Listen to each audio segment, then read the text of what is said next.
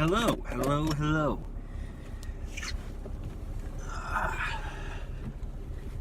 I am Jim, and this is a new episode of Driving with Jim. It's been, it's been a couple of months since January. I know I said I would come on here whenever I had something to talk about, and it might seem odd to some people that I haven't had anything to say for a couple of months. Well, what can I say? I just kind of let it slide, been concentrating on other stuff, so. But we're here now for, finally, episode 2. If I keep going at this rate, I'll have 4 episodes by the end of the year. Anyway, I wanted to come back and do a new episode of Driving with Jim, because I just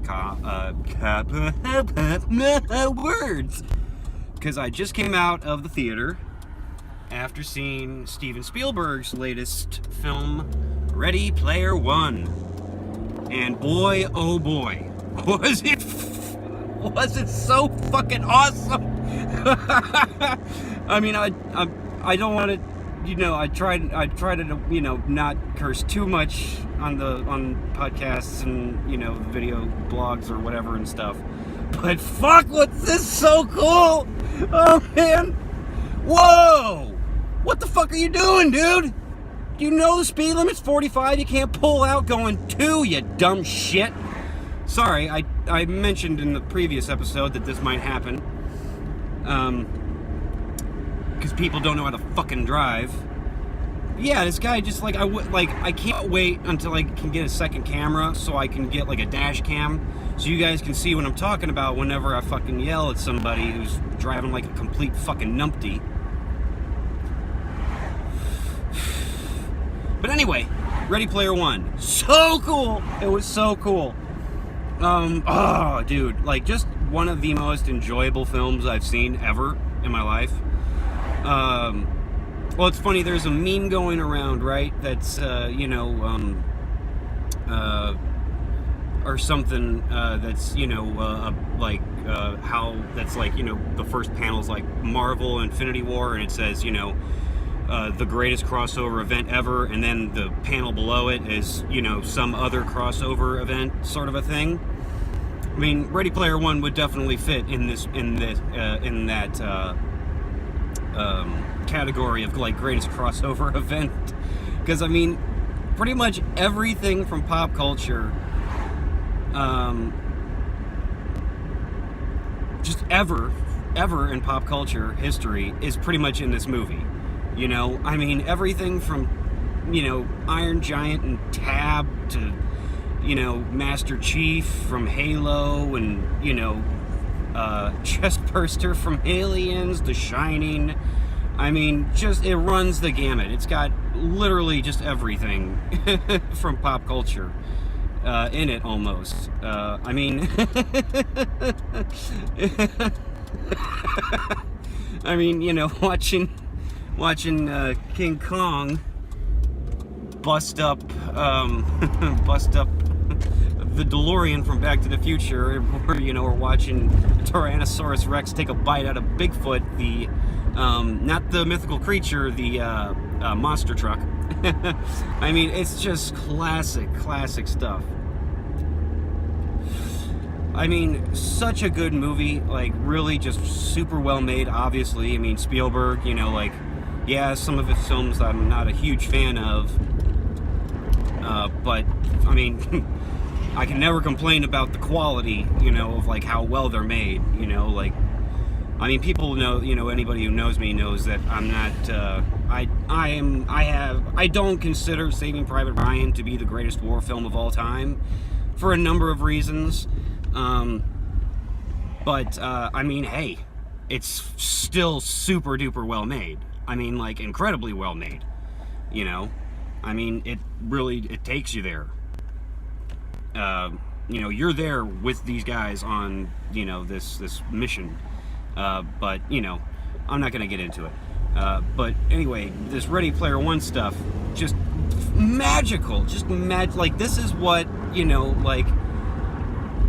mean, you got to imagine that right now when I'm feeling, that's what people felt like when they saw Star Wars for the first time in theaters in 1977. You know, or when people saw Jurassic Park for the first time in 93, you know, or whatever.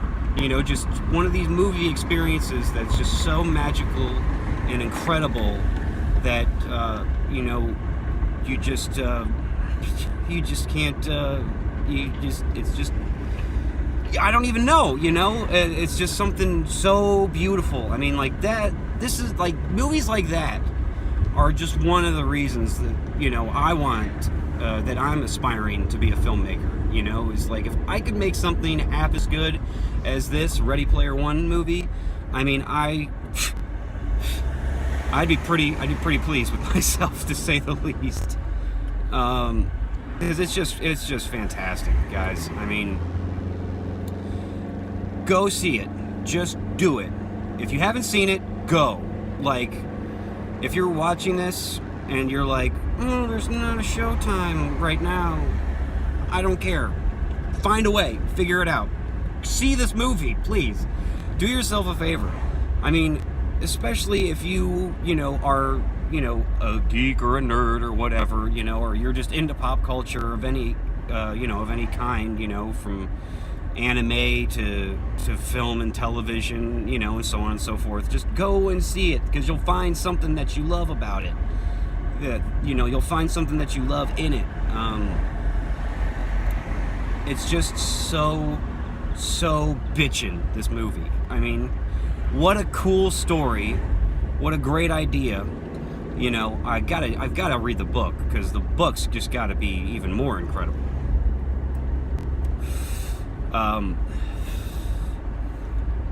But yeah, I mean, just super duper awesome.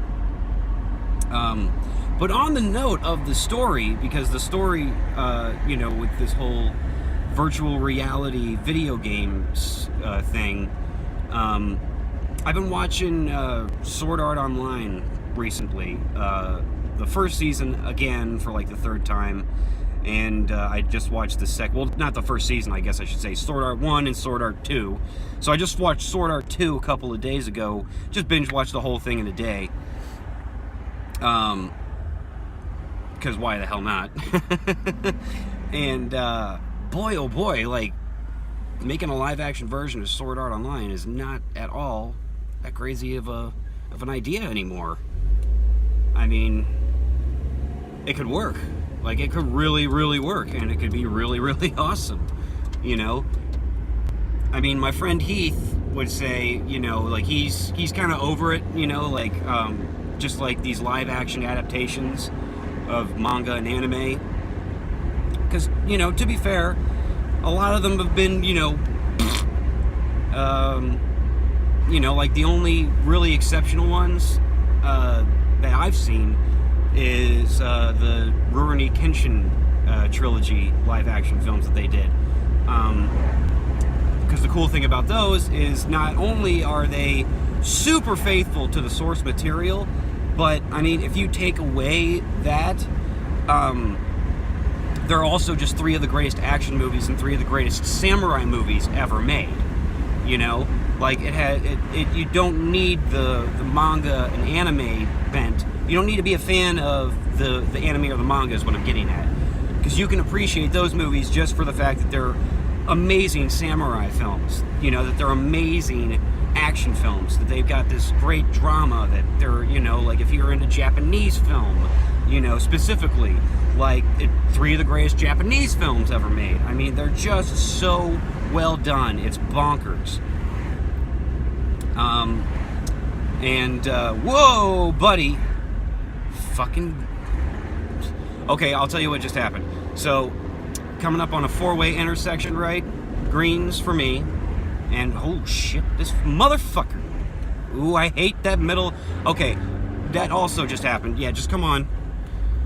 Jesus Christ. I hate the middle lane. You know, the lane with where you could turn? I fucking hate that shit. Especially when you got a guy like this who's in a fucking pickup truck. Because that shit'll just come out. But before that, so I was like, what the hell is this guy doing? Jesus, wow, we just got a trifecta going on here. Fucking. Okay, so, in order, what just happened? I came at a four-way intersection.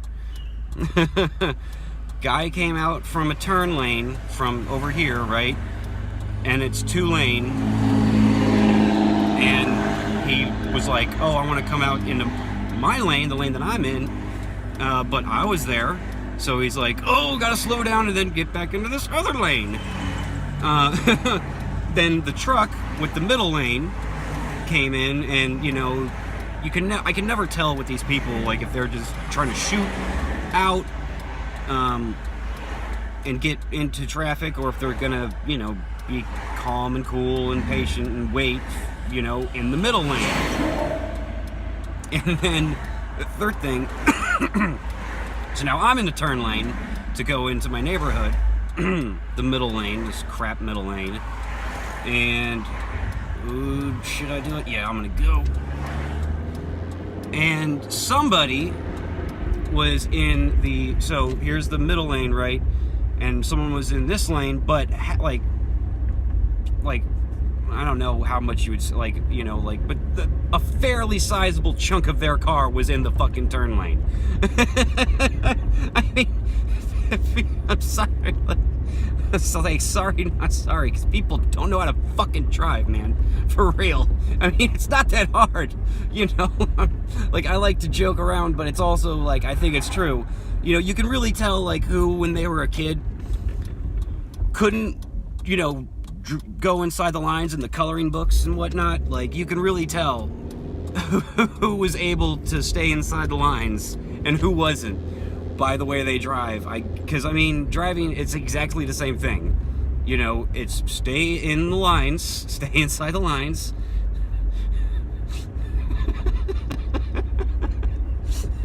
I mean, you know, I laugh about it, because if I didn't laugh, then I'd scream and shout. Because it infuriates me, because people just don't seem to realize, like, they just forget that, hey, you're driving, you know, half a ton or ton, 2-3 tons or whatever, depending on your vehicle. You know, a sizable weight and force that can fucking really do some damage, man. Like, really bad damage. I mean, have you ever seen a demolition derby? And that's like, you know, have you ever seen like rally or like Formula One or anything like that? You see a crash that happens. I mean, that's when you have safety measures like above what the car just comes standard. You know what I'm saying? Like a rally car, they have roll cage and this and that, blah blah blah. And you just think about that for a second, man. Like, those cars can get fucked up with these incredible safety measures, these extra safety measures. And when you just have a car, just a straight out of the factory car, I mean, you get in a bad crash, that's gonna not end well for you. So it's like, I just don't understand it. Why, like, people drive like fucking maniacs sometimes. Because it's like, you could get yourself killed, or you could kill somebody else. I mean, it's really that simple. It's just infuriating to me, because people who just don't take this seriously, you know, they can get people killed. Halo doggy. And I know that sounds ironic coming from someone who's doing a video blog while they're driving, but hey, if you're paying attention, very rarely am I looking at the lens over here. My eyes are up, looking at the road, checking my mirrors and this and that. I mean, I'm not trying to put on a clinic or anything like that, but Jesus Christ, it's really not that hard to drive safe and just, you know, get from point A to point B without killing yourself or killing anybody else. It's really not that difficult. But some people, I don't know why, they make it fucking difficult. Kind of lost where I was because of those 3 incidents that happened.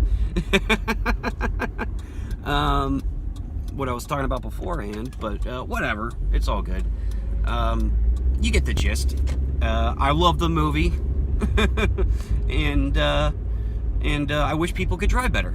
I guess that's kind of the overarching kind of thing going on in this particular episode of Driving with Jim, which I'm gonna wrap up here. yeah, like, just, if you're driving, just be smart and be safe, please. You know, like, I've got some controversial ideas when it comes to, you know, like, say, Nazis. I think we can live without Nazis. You know, just maybe. I don't know. I think if we just didn't have Nazis, the world would probably be a better place, right? But, you know, that's me. Whatever. But, you know, still, like, I don't wish, I do my best to not wish any bad will on people. I mean, with the exception of Nazis. They can go fuck themselves, right? But yeah, like, just try, if you're driving, just be smart, be safe, don't be stupid. You know, don't go 15 miles an hour over the speed limit. You don't even need to go 5, all right? Because let's be honest, all right? In America, the roads, sometimes they're not that great. So it's like, you know, like, the speed limit's there for a reason. You know what I mean? It's like, you really don't need to get somewhere that fast where you have to break the fucking law. You know what I'm saying? You're not in Vanishing Point. You're not in Bullet. You're not Steve McQueen. You're not Ayrton Senna. You're not Lewis Hamilton. You know, you're not Jeff Gordon. You're definitely not you're super not Jeff Gordon. I mean, I don't like NASCAR, but that guy can drive, all right? Like, you're not Jeff Gordon, buddy, for you American race fans. You know what I'm saying? Like, just be smart. Be safe, please. Don't get in car accidents. Don't. They're bad. And go see Ready Player One. It's fantastic. You know, unless you just, like, hate life, you're gonna enjoy the movie. So, that'll do it for this episode of Driving with Jim. I am the eponymous Jim. Thank you very much for watching. I'm going to try to block out the sun a little bit. I'm going to try to increase the frequency that I do these, because, you know, I just like doing this stuff. It's fun. But yeah, thanks very much for watching. You can find me on Twitter and Instagram. I'm going to put that stuff in the description down there.